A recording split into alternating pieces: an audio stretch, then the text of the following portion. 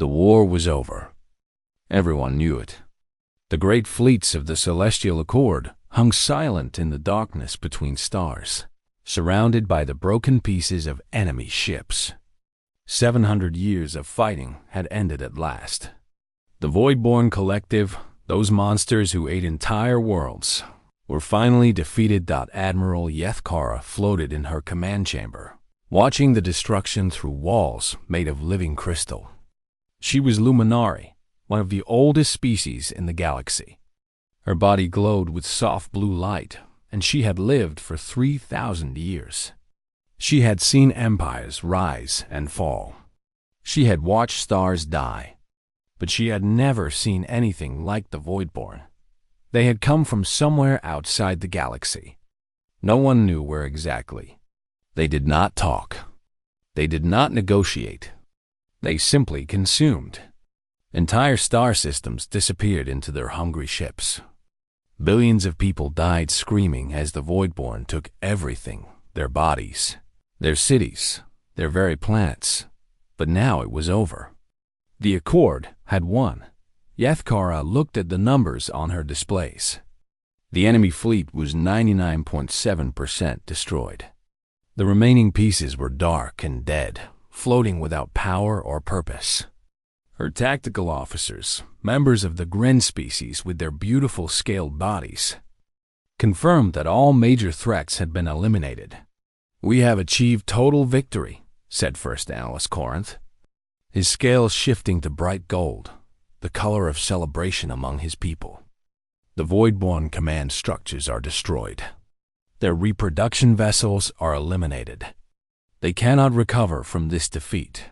Yethkara allowed herself to feel relief. 700 years. 30 billion dead across 100 worlds. But finally, it was done. Then her communication system made a sound she did not recognize. "Admiral," said one of her officers, "we are receiving a transmission. It is from the humans." Yethkara turned her attention to this news with mild curiosity. The humans were a young species. They had only discovered faster-than-light travel 300 years ago.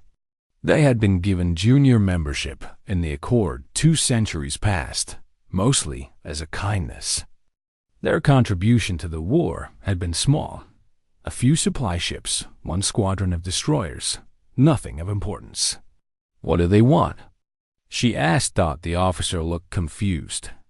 "The message says, our shock troops are on the way. Do not move from your positions." Corinth made a sound that meant confusion among the Gren. "Shock troops?" "The humans have no shock troops. They have barely any military at all. Perhaps this is a translation error?" Before Yethkara could respond, space itself tore open. It was not like the elegant travel methods of the Accord, which bent space gently and precisely. It was not like the horrible wounds the Voidborn made in reality. This was something else. Something brutal and loud and impossibly powerful. Gravitational waves crashed across the fleet like ocean storms. Radiation alarms screamed on every ship. Sensors that had worked perfectly for thousands of years suddenly showed impossible readings, and through the tears in space came ships. Yethkara had never seen anything like them. They were ugly. There was no other word. They had no flowing lines, no artistic beauty, no sign of the careful design that marked civilized vessels. They were boxes and angles and sharp edges, covered with weapons that should not exist. She recognized some of those weapons from historical records. Planet Cracker's devices that could shatter a world into pieces. Sunlance's weapons that could make stars explode. The Accord had banned these things millions of years ago. They were too dangerous, too terrible. No civilized species would ever build them. The humans had built them. 12,000 ships emerged from the torn space. Each one was painted in dark gray metal, with white words written on the hull in 100 different languages. Yethkara's translator took a moment to understand the human text. It said, "Second wave." "Admiral," Corinth whispered, his scales turning pale with fear. What is this? Yeth, Kara did not answer. She was counting weapons. She was measuring power outputs. She was trying to understand what she was seeing. The human fleet was small compared to the Accord Armada. But ship for ship, weapon for weapon, they were more powerful than anything the Accord had ever built. These were not exploration vessels repurposed for war. These were not diplomatic ships with defensive systems. These were weapons. Pure and simple. Built for one purpose only. A communication request came from the largest human ship. Yethkara accepted it, and a human face appeared on her display. It was a female, old by human standards, with gray hair and cold eyes. She wore a simple uniform with no decorations except a small symbol, a planet with a sword through it. Admiral Yethkara, the human said. I am Commander Helena Vance of the Terran Shock Fleet. We are here to complete the extermination of the Voidborn. Yethkara took a moment to process this statement. Commander, the war is over. The Voidborn have been defeated. Your presence is not necessary. The human smiled, but there was no warmth in it. Admiral, with respect, you have stopped the bleeding. We are here to burn out the infection. Before Yethkara could respond, the human commander shared data with the Accord fleet. It appeared on every display, on every ship, showing what human sensors had detected. The 0.3% of Voidborn that still remained. Dormant command. Cores hidden inside asteroids. Larval forms buried deep under the surface of dead planets. Sleeper ships folded into the dark spaces between stars. Waiting silently for the Accord to declare victory and go home, waiting to begin the cycle again in 10,000 years. Your war is over, Commander Vance said. Ours is just beginning. Yethkara felt something cold move through her ancient body. She had fought the Voidborn for 7 centuries. She had lost friends and family and entire worlds to their hunger. And she had thought, truly believed, that the nightmare was finally over. But the humans had looked at the same battlefield and seen something different. They had looked at 99.7% victory and seen 0.3% survival. They had looked at defeated and seen waiting. This is not warfare, Yethkara said slowly. What you are describing is genocide. Commander Vance did not look away. Her cold eyes held no doubt, no hesitation, no mercy. Yes, she said. It is. Yethkara had lived for 3,000 years. She had watched civilizations grow and change and mature. She had seen young species become wise with time, learning to value peace over war, understanding over conflict. She had never met a species like humanity. The human ships began to move, spreading across the battlefield like antibodies responding to a disease. They moved without elegance, without grace. They moved with the terrible efficiency of machines designed for a single purpose. And Yethkara realized, with a feeling she had not experienced in centuries, that she was afraid, not of the humans exactly, but of what they represented, of what they were willing to do, of the simple, terrible truth their presence revealed. The elder species of the Accord had grown old and wise and gentle. They had forgotten what it meant to fight for survival. They had forgotten that some enemies could not be negotiated with, contained, or outlasted. They had forgotten what it meant to be mortal. The humans had not forgotten. The humans remembered. And they had built their entire civilization around, making sure they would never have to remember again. The battle was over. The war had just begun. Commander Helena Vance stood on the bridge of her flagship, the unconditional surrender, and watched the alien admiral's face change colors on the communication screen. Her translator said those colors meant confusion and fear and something close to religious crisis. Vance understood. She had seen that look before, on the faces of politicians and diplomats who had visited Earth's war academies for the first time. She was 63 years old. Her body had been rebuilt twice after combat injuries, that should have killed her. She had overseen the complete destruction of 14 worlds that the Voidborn had infected. She did not share the Accord's definition of victory.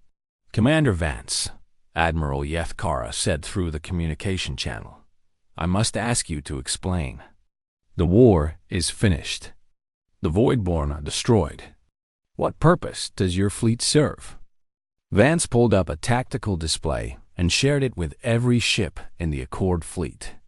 She wanted them all to see what human sensors had found. "Admiral, your fleet destroyed 99.7% of the Voidborn. That is an impressive achievement. 700 years of war, and you killed almost all of them." She paused. "Almost." The display showed the remaining Voidborn forces. Hidden command cores that had buried themselves inside asteroids during the final battle. Larval nurseries that had been planted deep underground on dead planets centuries ago. Sleeper vessels that had folded themselves into dimensions that Accord sensors could not detect, waiting in the cold dark for the war to end. "These remnants pose no immediate threat," said First Analyst Corinth, his scale shifting uncertainly. "They are dormant. They have no way to rebuild their fleets. In time, we can send expeditions to eliminate them one by one." "In time," Vance repeated. "How much time, First Analyst? 1,000 years? 10,000? 100,000? She shook her head. "The Voidborn are patient. They can wait. They have waited before." She called up historical records from the Accord's own archives. Records that showed the Voidborn had appeared in this galaxy not once, but 3 times before. Each time they had been defeated. Each time they had disappeared for millions of years. Each time they had returned stronger and hungrier than before. "The Accord's strategy is containment," Vance said. "You fight threats until they stop being immediate dangers, and then you move on. You trust that your descendants will handle whatever comes next." She turned to face the alien admiral directly. "Humanity does not have that luxury. We live short lives. We do not have millions of years to wait and watch. We cannot trust our great-great-grandchildren to finish wars we started. So we finish them ourselves." Admiral Yethkara was silent for a long moment. Her light flickered in patterns that Vance's translator could not interpret. "What you are proposing," the Admiral said finally, "is total extermination. Not just of their military forces, not just of their leadership, but of their entire species. Every last cell, every last spore, every last possibility of recovery. Yes, the Accord's Charter of Civilized Conflict forbids this. It is genocide. It is evil." Vance did not flinch. "We did not sign your charter, and we do not call it genocide. We call it making sure." She turned to her tactical officer, a young man named Chun, who had graduated top of his class from the Mars War Academy. "Begin Operation Cauterize. All units weapons free. Null quarter protocols are in effect." The human fleet exploded into action. 12,000 ships spread across the battlefield like a swarm of hunting insects. They did not move beautifully. They did not care about elegance or grace. They moved with brutal efficiency, each ship knowing exactly where it needed to go and what it needed to do. The planet crackers targeted asteroid fields where dormant Voidborn cores were hiding. They fired weapons that shattered mountains into dust and dust into atoms. Nothing survived. Nothing could survive. The Sunlances found sleeper ships that had hidden themselves in the gravity wells of dead stars. They burned those ships out of existence with focused beams of stellar fire. The dark places where the Voidborn had hidden became bright as new suns for brief. Terrible moments ground assault teams' humans in powered armor that made them look like metal giants landed on dead planets and began to dig. They found the larval nurseries buried kilometers underground and destroyed them with weapons that burned it at temperatures hotter than the core of a star. The Accord fleet watched in silence. Their sensors tracked every human vessel, every weapon discharge, every destroyed target. They recorded everything, because they did not have words for what they were seeing. First Analyst Corinth spoke quietly to Admiral Yethkora. "Admiral, the humans are not just destroying the Voidborn remnants. They are destroying everything the Voidborn ever touched. Asteroids that might have been contaminated. Planets where Voidborn might have left genetic material. They are sterilizing entire star systems." Yethkara watched the destruction continue. "Yes, they are. This is not warfare. This is. I do not know what this is." "I do," Yethkara said. "This is what happens when a species decides that survival matters more than principles. When they look at an enemy and see not a problem to be managed, but a disease to be cured." The operation continued for 16 hours. The elder species of the Accord had fought the Voidborn for 700 years. They had developed careful strategies and measured responses. They had won battles and lost battles, advanced and retreated, negotiated temporary truces and broken them. Humanity finished the war in 16 hours. When it was over, Commander Vance reviewed the final reports. Every dormant core destroyed. Every sleeper ship eliminated. Every larval nursery sterilized. The sensors that had detected the 0.3% now showed 0.0. Not almost. Not nearly. Not everything except .0. She sent a brief message to Admiral Yethkora. "Operation Cauterize complete. The Voidborn threat has been permanently eliminated. The Terran Shock fleet will remain on station for 30 days to confirm total success." The Luminary Admiral did not respond for a long time. When she finally did, her message was only 2 words: "Thank you." Vance was surprised by that. She had expected anger, or horror, or demands for explanation. But the ancient alien had simply said thank you. Perhaps, Vance thought, the elder species understood more than they admitted. Perhaps they knew, deep in whatever served as their souls, that sometimes gentle wisdom was not enough. That sometimes the only way to protect the things you loved was to become something terrible. She looked out at the debris field, now expanded, now absolute, now containing every last trace of an enemy that had consumed billions of lives over millions of years. The Accord had won the war. Humanity had ended it. There was a difference. A small difference, perhaps, in terms of words. But in terms of meaning, it was everything. Vance sat down in her command chair and closed her eyes. She was tired. She was always tired these days. The weight of what she did pressed down on her constantly, but she did not regret it. She could not afford to regret it, because somewhere out there, in the vast darkness between galaxies, there were other threats waiting. Other enemies that would look at the civilized peoples of the Accord and see only food. And when those enemies came, humanity would be ready. The shock troops would be ready, because that was what they were for. 3 days after Operation Cauterize ended, Admiral Yethkara sent a message to Commander Vance. She asked to visit the human flagship. She wanted to understand. Vance agreed.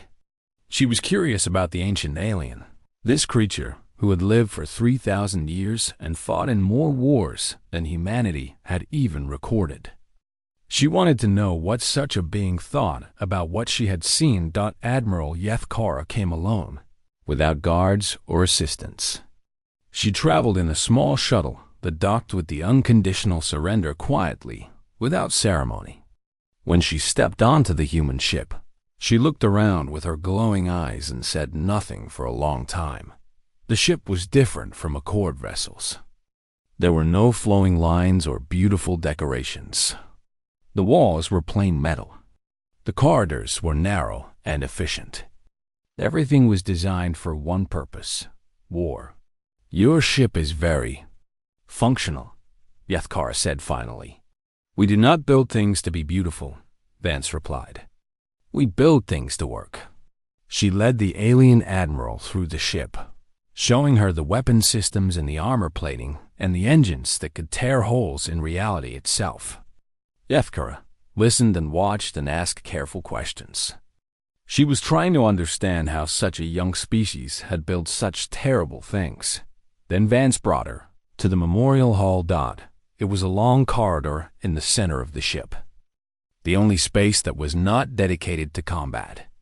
The walls were covered in smooth black stone that had been brought from Earth itself, and carved into that stone were names. Millions of names. Yethkara stopped walking. Her light dimmed with what Vance recognized as sorrow. "What is this place?" the Admiral asked. "This is where we remember our dead." Vance walked slowly along the wall, her fingers brushing against the carved letters. Every soldier who died fighting the Voidborn, every civilian killed in the raids, every colony that was destroyed. She stopped at a section of the wall where the writing was different. The letters were not human. They were alien scripts, Luminari and Gren, and other languages that no living being could read anymore. "These names," Yethkara said, her voice strange. "They are not human. No, they are Gren, Luminari, and 4 species that the Voidborn consumed before the Accord even knew the threat existed. We found their names in old records and databases. 32 billion people who died with no one to remember them." Yethkara touched the wall gently. "You carry our dead with you?" "We carry everyone's dead with us, because someone should remember what was lost." Vance turned to face the alien admiral. "And because someone should make sure it never happens again." They stood in silence for a while, surrounded by the names of the fallen. Then Yethkara spoke. "I have lived for 3,000 years. I have watched civilizations rise and mature and become gentle. I have seen species learn that war is wasteful and peace is precious. I thought I understood the universe." She turned to look at Vance with her glowing eyes. "But I did not understand your species at all. You are so young. You live such short lives. And yet you carry all this death with you, all this memory, all this pain." Vance nodded slowly. "That is because we cannot afford to forget. The Luminari live for thousands of years. The Gren live for hundreds. You have time to heal, to move past trauma, to develop philosophy about loss and acceptance." She gestured at the names on the wall. "Humans live for 80 years. If we are lucky, we do not have time to forget. Our grandfathers' wars are still fresh in our memories. Our great-grandfathers' enemies are still real to us. We carry every wound, every loss, every near extinction with us always." "That sounds terrible," Yethkara said. "To never be able to let go of pain. It is terrible, but it is also why we are what we are." Vance led her to a window that looked out on the debris field, where the last fragments of the Voidborn drifted in the cold dark.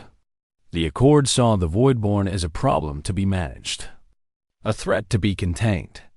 You fought them carefully, with restraint, because that is what civilized species do. And humanity? We saw them the way we see every threat to our survival. Vance's voice was flat and cold. Something to be ended, permanently, completely, whatever the cost. Yethkara was quiet for a long moment. The Accord has existed for 12 million years. In that time, we have faced many threats. We have always found ways to negotiate, to contain, to live alongside even our worst enemies. And how many of those enemies are still out there? Still waiting? Still growing stronger? The Admiral did not answer. She did not need to. They both knew the truth. "Your species is old and wise," Vance said. "You have had time to develop restraint and philosophy, and all the other things that make a civilization beautiful. But that wisdom comes with a cost. You have forgotten what it means to be truly afraid." She turned to face Yethkara directly. "Humanity has not forgotten. We remember what it is like to be prey. We remember what it is like to face extinction. We remember every moment of our history when we almost destroyed ourselves, when we almost let an enemy destroy us, when we came within a hair's width of oblivion. Yes, Kara's light flickered. That fear must be exhausting. It is. But it is also useful. Vance smiled, but there was no joy in it. Fear makes us build weapons when other species build art. Fear makes us plan for worst-case situations that other species cannot imagine. Fear makes us finish wars that other species would let drag on forever. She placed her hand on the wall of names. The Accord fights to win. Humanity fights to make sure we never have to fight the same enemy twice. Kara stood in silence, thinking about everything she had seen and heard. She had lived for 3,000 years. She had thought she understood war, understood conflict, understood what species did when they faced threats. She had been wrong. Humanity was something new, something the elder species had never encountered before. A species that was wise enough to build incredible technology, but young enough to still remember fear. A species that carried all the pain of their short lives with them and used that pain as fuel for terrible purpose. I think, Kara said slowly, that the Accord has made a mistake. Vance looked at her with interest. What mistake? We brought humanity into our civilization as a kindness, a gesture of welcome to a young species. We thought you would learn from us. We thought you would become wise and gentle like us, given time. She turned to look at the human commander with new understanding in her ancient eyes. But perhaps we are the ones who need to learn from you. Perhaps we have become too wise, too gentle, too removed from the survival instincts that built our civilizations in the first place. Vance said nothing. There was nothing to say. Outside, the stars burned cold and eternal. And somewhere in that vast darkness, new threats were growing. New enemies were watching. New horrors were waiting for their chance to feed on the civilized peoples of the galaxy. The Accord would face those threats with wisdom and restraint and careful diplomacy. And when that failed, humanity would be there. The ones who remembered, the ones who feared, the ones who would do whatever was necessary to make sure the light of civilization never went out, whatever the cost. 50 years passed. The galaxy changed in ways that no one had expected. The defeat of the Voidborn had created a new era of peace, but it had also created something else. A new understanding of what threats lurked in the darkness between galaxies. A new awareness of how fragile civilization could be, and a new respect for the species that had ended the greatest war in galactic history in 16 hours. Commander. Helena Vance was old now. Her body had been rebuilt so many times that she was more machine than flesh. But she still stood straight, still spoke with the cold authority that had terrified admirals and made enemies surrender without fighting. Today, she stood in front of the graduating class of the Interspecies Crisis Response Academy. It was a building that had not existed 50 years ago, built on a planet that had been chosen specifically because it was far from any major civilization. A place where the galaxy's best warriors could learn without putting anyone at risk. The students came from many species. Luminari and Gren sat beside humans. Young members of species that had joined the Accord after the Voidborn War filled the seats. They all wore the same uniform, gray and white, with the symbol of a planet crossed by a sword. You are not soldiers, Vance told them. Soldiers fight wars. You will end them. She pulled up images on the display behind her. New threats that had emerged since the Voidborn. The silicon mines of the Andromeda Sector artificial intelligences that had decided organic life was inefficient and needed to be corrected. The hunger swarms of the outer reaches. Biological weapons left behind by a species that had destroyed itself millions of years ago. The reality cancer that had begun spreading from a collapsed dimension, a thing that could not be fought in any conventional way.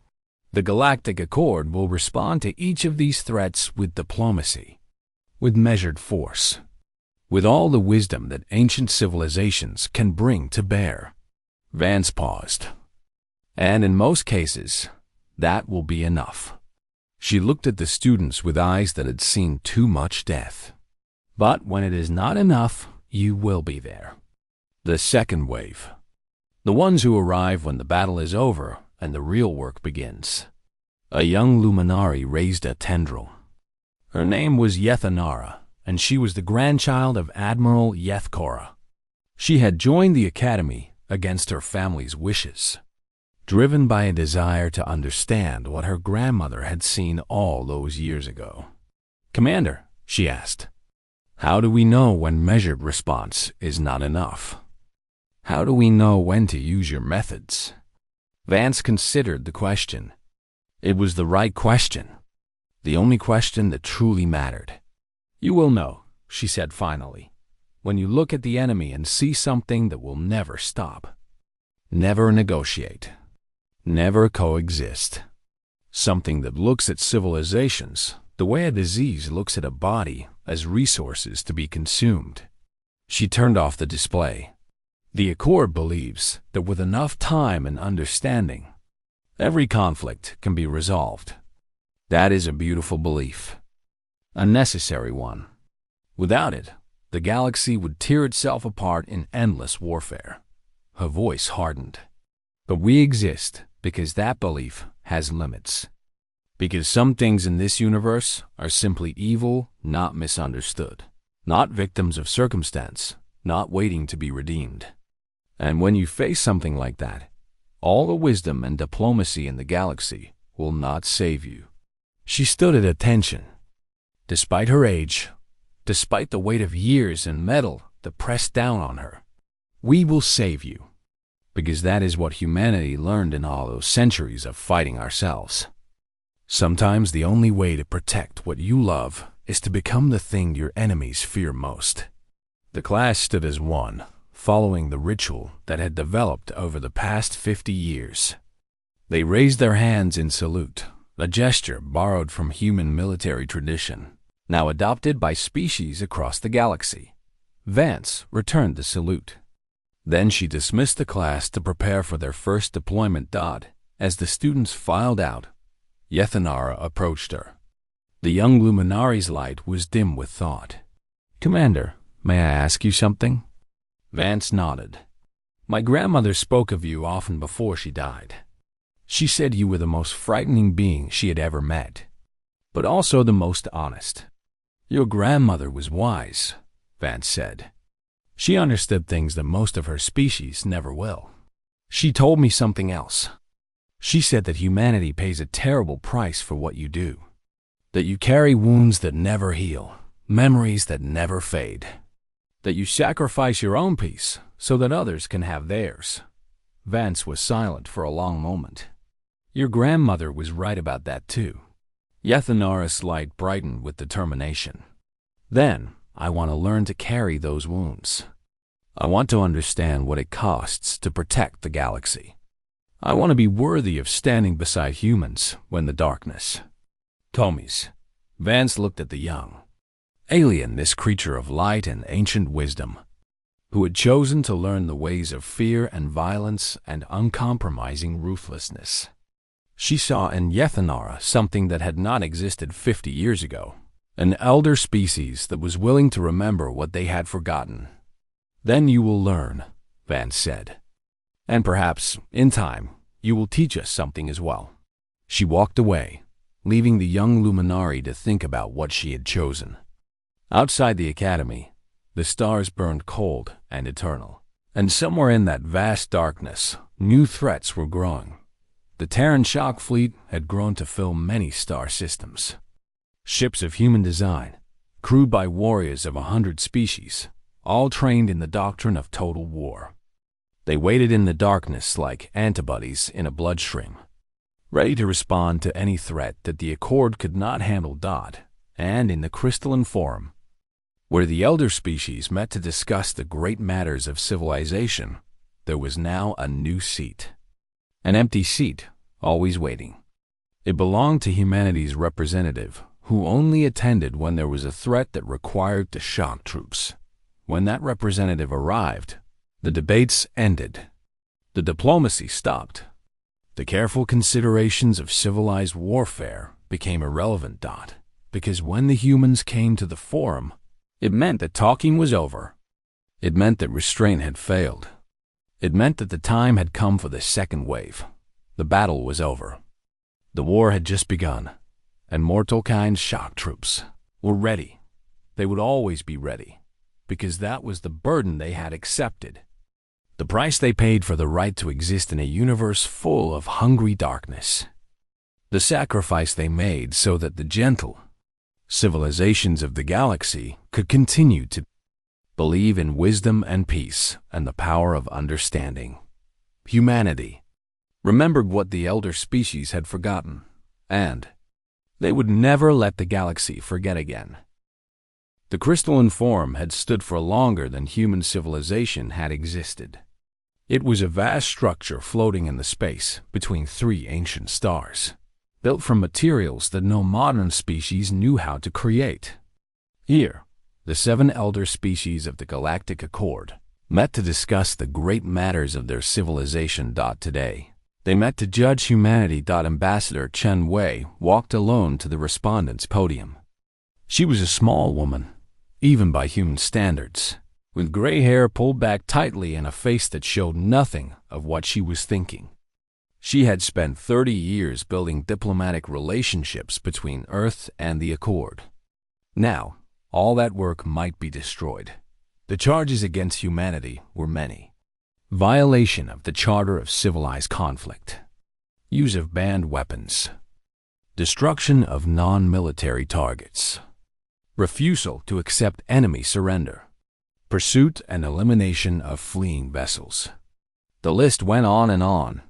17 separate crimes that carried punishments, ranging from trade restrictions to complete isolation from galactic society. The presiding arbiter was a creature of light and mathematics, one of the oldest beings in the galaxy. Its voice echoed through the chamber like music and thunder combined. Ambassador Chen Wei, representative of the human species. You stand accused of crimes against civilized warfare. How does humanity answer these charges? Chen Wei looked at the 7 elder species arranged around her. The Luminari, glowing with ancient light. The Gren, their scales shifting with barely controlled emotion. The others, each one older than human history, each one watching her with judgment in their eyes. Guilty, she said, to all charges. The forum erupted in noise. This was not how accused species behaved. They argued. They negotiated. They presented evidence and made excuses. They did not simply accept judgment like this. Chen Wei waited for silence. Humanity is guilty, she continued, of treating an existential threat as exactly that existential. We are guilty of refusing to follow rules written by species who have never truly faced extinction. We are guilty of building weapons that your laws forbid, because those weapons were necessary. She brought up a holographic display that filled the center of the forum. It showed human history. Wars that lasted centuries. Plagues that killed millions. Nuclear weapons pointed at their own planet. The slow, bloody climb from caves to stars, written in death and suffering. You see us as young and primitive. You think we fight the way we do because we do not know better. But you are wrong. She pointed at the display. We fight this way because we know exactly what extinction looks like. We have seen it. We have almost caused it ourselves, many times. We understand, in a way that your ancient and comfortable species have forgotten, that survival is not guaranteed. That civilizations can die. That everything we love can be taken from us if we are not willing to fight for it. The Gren representative spoke up. His name was Corinth, the same first analyst who had been with Admiral Yethkora during the battle. Ambassador, The charter of civilized conflict exists for good reasons. Without rules, warfare becomes chaos. Species would destroy each other over minor disagreements. The galaxy would tear itself apart. Yes, Chunwei agreed. Your charter has kept the peace for millions of years. It is a beautiful achievement. Perhaps the greatest achievement of any civilization in history. She paused. But it was not designed for threats like the Voidborn. It was designed for wars between civilized species, where both sides want to survive, where both sides have something to lose. It does not work against enemies who cannot be negotiated with. Enemies who cannot be contained. Enemies who will simply wait and grow and try again. She brought up new images. The 4 species the Voidborn had consumed before the Accord knew they existed. Billions of people, their cultures and histories and dreams, all gone. Nothing left but names in old databases. How many more species will disappear while the Accord fights its careful, civilized wars? How many more billions will die while you worry about following rules that your enemies do not recognize? The presiding arbiter's voice rang out. Ambassador Genwei, you make a passionate argument. But passion does not excuse violations of law. The Accord must have standards. Even in war, there must be limits. Yes, Chunwei said. There must be limits. And humanity accepts your judgment on this matter. Whatever punishment you decide, we will accept it. She lowered her head in what appeared to be submission. But when she looked up again, her eyes were hard. But we will not apologize. We will not promise to change. Because the next time an enemy like the Voidborn threatens this galaxy, you will need us again.